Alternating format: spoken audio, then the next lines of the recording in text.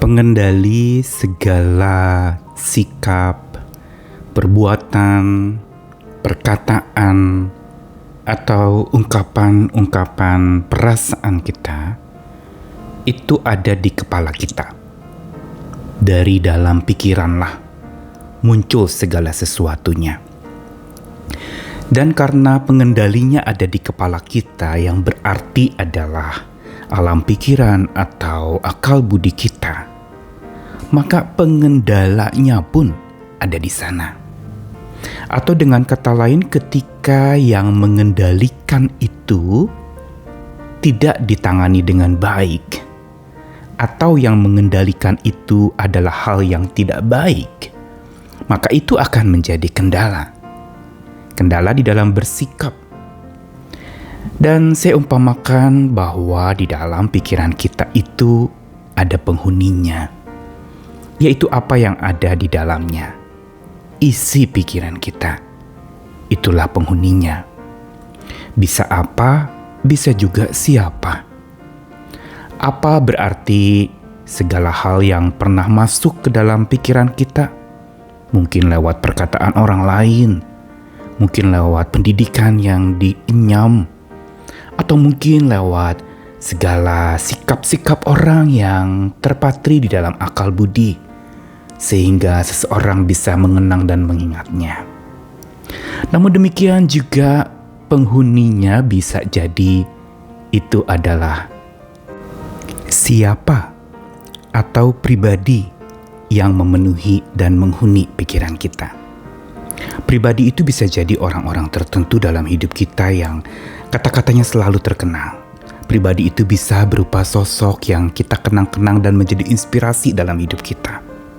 Siapa ini juga tentu saja yang pasti adalah bisa jadi Tuhan, karena dialah pemilik dan penghuni utama dalam akal budi manusia seharusnya. Tapi selain Tuhan, siapa ini juga bisa roh jahat, si jahat yang memenuhi, sehingga lalu muncullah berbagai macam hal yang buruk karena si jahat yang menghuni. Dan bila si jahat yang menghuni, maka hal-hal jahatlah yang memimpin dan mengatur hidup kita. Dan si jahat itulah yang menyebabkan penghuni pikiran kita dipenuhi oleh amarah, benci, caci, dan dusta. Bila pikiran dipenuhi dengan amarah, maka kita menjadi pribadi yang pemarah. Bila pikiran kita dihuni oleh kebencian, maka kebencian itulah yang akan menjadi sikap kita. Bila pikiran kita dipenuhi dengan caci maki, sikap kita pun akan demikian. Begitu pula bila pikiran dipenuhi dengan dusta, maka hidupnya pun akan penuh dusta, dan yang dia ungkapkan adalah dusta. Atau dengan kata lain, bila mau ditelusuri, semua itu ada A, B, C, D-nya.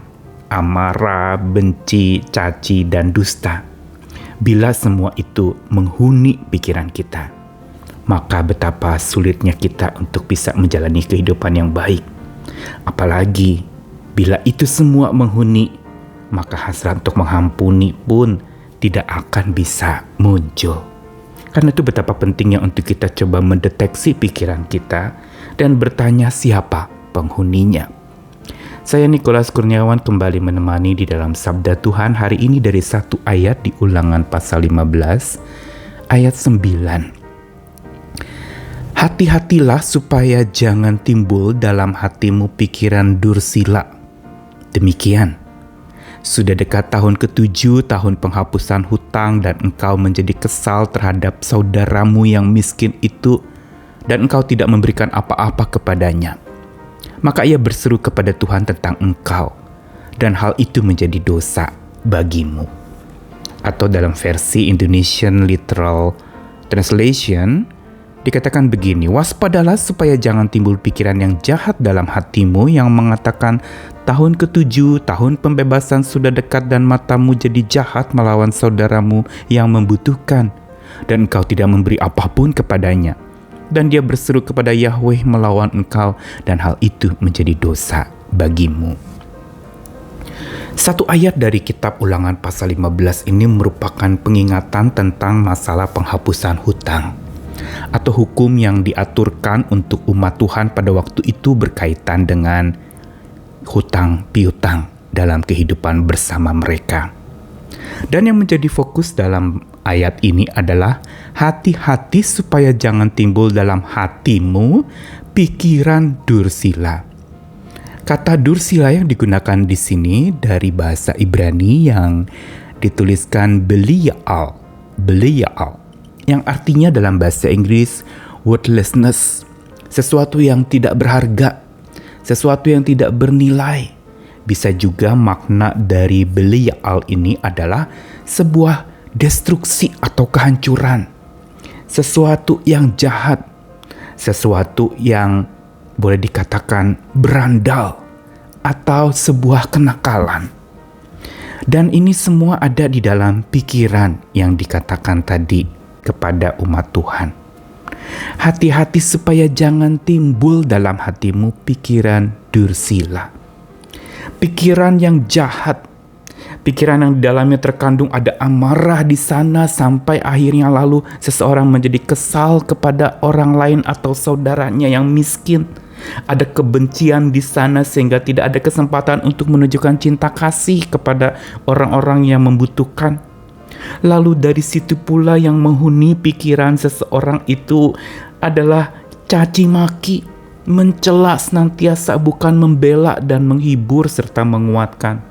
Dan penghuni pikiran seseorang yang dursila itu adalah pikirannya dipenuhi dengan dusta, kebohongan, sesuatu yang worthless, sesuatu yang tidak pantas atau sesuatu yang tidak berharga dan bernilai, serta menghancurkan. Pengingatan dari kitab ini, ayat ini ingin memberitahu kepada kita, jangan timbul dalam hati kita pikiran dursila demikian. Karena itu akan membuat kita menjadi dikatakan kesal terhadap saudara kita dan tidak berbuat bahkan memberikan apa-apa. Berarti ada konflik terjadi karena pikiran yang dihuni oleh segala macam amarah, benci, caci, dan dusta itu. Dan karena itulah betapa ayat ini mau ingatkan kita tentang alam pikiran kita lagi. Yang menghuni pikiran kita itu akan menentukan dan memampukan kita untuk bertindak atau bersikap kepada sesama kita. Mengampuni, menerima, mengasihi, berdamai, atau sebaliknya. Memarahi, kesal, lalu kemudian membenci, bahkan menghabisi, bahkan bisa jadi mungkin membunuh di dalam hati dengan membencinya. Karena itu betapa pentingnya untuk sabda Tuhan ini kita camkan di dalam hati kita. Karena bila penghuni pikiran kita masih amarah, benci, caci, dan dusta, maka hasrat untuk mengampuni pun tidak akan mampir di dalam hati kita. Tidak akan menemani. Bahkan hasrat itu juga tidak membuat kita lalu kemudian mau berdamai dengan orang lain. Karena pikiran dursila sudah menghuni pikiran kita, hati kita. Karena itu betapa kita penting untuk menaklukkan dan menawan pikiran kita ke hadapan Tuhan, Sang Maha Kasih, Sang Maha Damai. Dia yang mampu untuk mengubahkan pikiran kita, sehingga penghuni yang buruk itu diusir dan dienyahkan. Dan muncul penghuni yang baru, yaitu sebuah sikap atau pikiran yang penuh dengan anugerah, pikiran yang dipenuhi dan dihuni oleh cinta kasih, pikiran yang dipenuhi dengan saling memperhatikan, pikiran yang selalu memikirkan dan berempati terhadap orang lain, pikiran yang dipenuhi dengan kebenaran yang memerdekakan dan melepaskan orang dari belenggu-belenggu penderitaannya. Mintalah Tuhan untuk memenuhi pikiranmu, menghuni pikiranmu, memenuhi pikiranmu. Sehingga bila Tuhan yang menghuni, bila Dia yang menjadi tuan rumah dan pegang kendali atas segalanya, pembaruan budi itu terjadi dan hidup kita pun penuh damai, cinta kasih, perhatian kepada orang lain, dan tentu saja saling mengampuni serta memaafkan. Tuhan menolong kita, mari kita taklukkan pikiran kita, serahkan kepada Tuhan, biar dihuni oleh cinta kasih dan damai sejahteranya. Selamat memberi diri dan pikiranmu kepada Tuhan. Amin.